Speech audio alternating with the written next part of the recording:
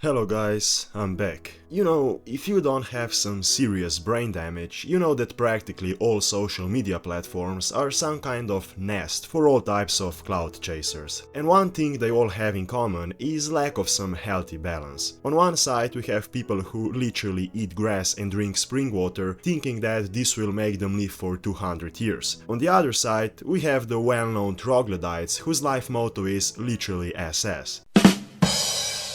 Steaks and steroids. And once again, this is what we'll be talking about today.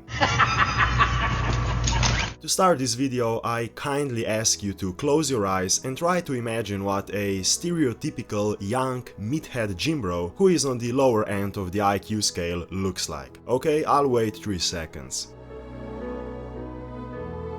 Now open your eyes. I bet you imagined something like this. But you can only choose getting fucked up or eating. Instead of eating a meal, I'm gonna pop like 3 upper deckies and smoke hella red Marbezies.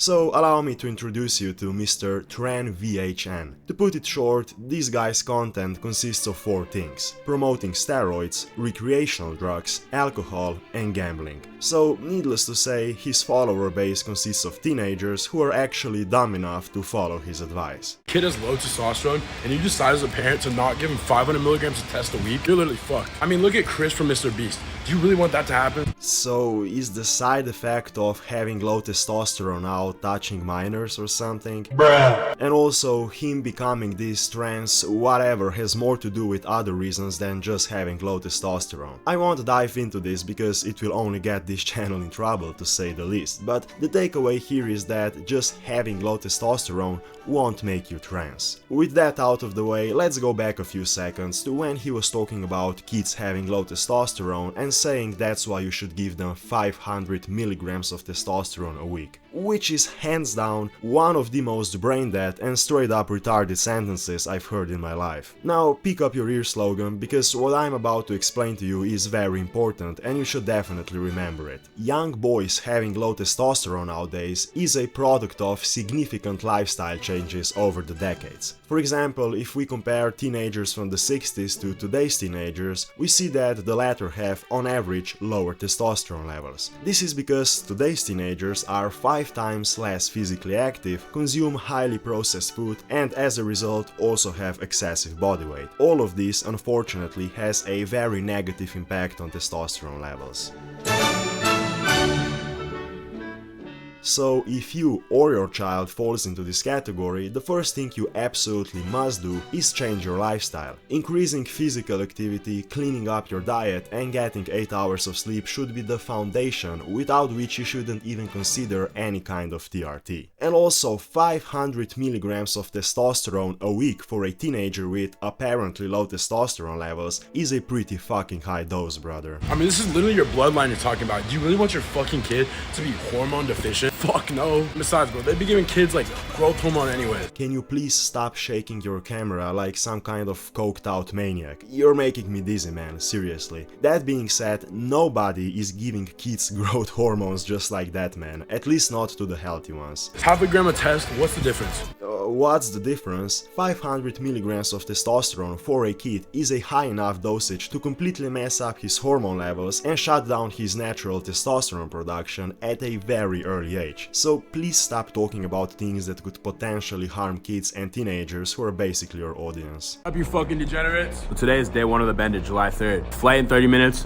We're going straight from the airport, straight to the party. Here's the prep I've been doing. First thing I did when I woke up, pin my test, L-carnitine, growth hormone, BPC 1/17 by 500 and HCG. Then I got a little nasty chest bump in, then I ran a mile, then I did some more cardio. I'm not eating, I'm just smoking cigs, drinking coffee, drinking energy drinks. And when I get to the bender, my body's gonna be so depleted just because of, all the caffeine, all the stimulants, no food, all the gym. First of all, thanks for so kindly listing half the pharmacy that you shoot up your ass. It's amazing. Beautiful. Second of all, what you just said you're doing is the most counterproductive thing for building muscle, regardless of the PED stack you're taking. Running a mile plus some additional cardio immediately after weightlifting session is already not optimal, to say the least. And then when it's time for arguably the most important meal of the day, which is post-workout meal, where as a matter of fact your body makes the best use of carbohydrates, you start smoking cigarettes and drinking energy drinks to further suppress your appetite.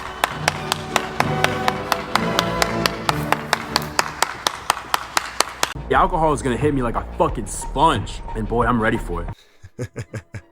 No boy, you're not ready for it. It was here where I started to suspect that this kid is probably making things up. As I said before, with 2 workouts followed by not eating while fueling yourself with caffeine and nicotine for I suppose 10 hours, you've cooked up a pretty messed up situation. And now you've thrown alcohol into the pot.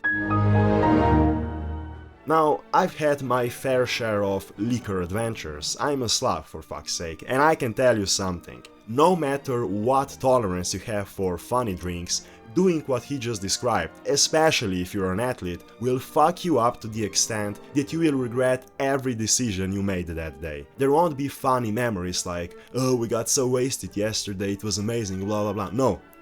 The only thing going through your head will be, please, I just want to die now to end this agony. Either that or he's simply making up for how long he fasts and how much he actually drinks. If there's some bullshit food around me, I'm not eating it unless it's fucking grass-fed ground beef with 7 pasture-raised eggs cooked in grass-fed butter. I'm just gonna smoke cigs instead until I can get that exact meal, cause I'm down as fuck. Yes, Logan, you're absolutely right. Don't even think about eating anything other than 100% organically produced food, as it could harm your otherwise super duper healthy body. Let this be a message to all restaurants around the world. If Mr. Logan ever visits you, for your own good, hide anything that isn't 100% grass-fed, because he's not fucking around with some cheap-ass low-quality food for average mortals. A needle in your ass won't do shit unless you're eating food. But if you're still built like a chopstick, you probably shouldn't take special creatine. But that's why this exists, MK677 Liquid Hunger. MK will boost your natural growth hormone production. You get better recovery, you're gonna get a little bit stronger, better sleep, better skin, better hair, better nails. The biggest thing this does is it will make you hungry as shit. I'm talking Nikocado, avocado, Lizzo appetite combined.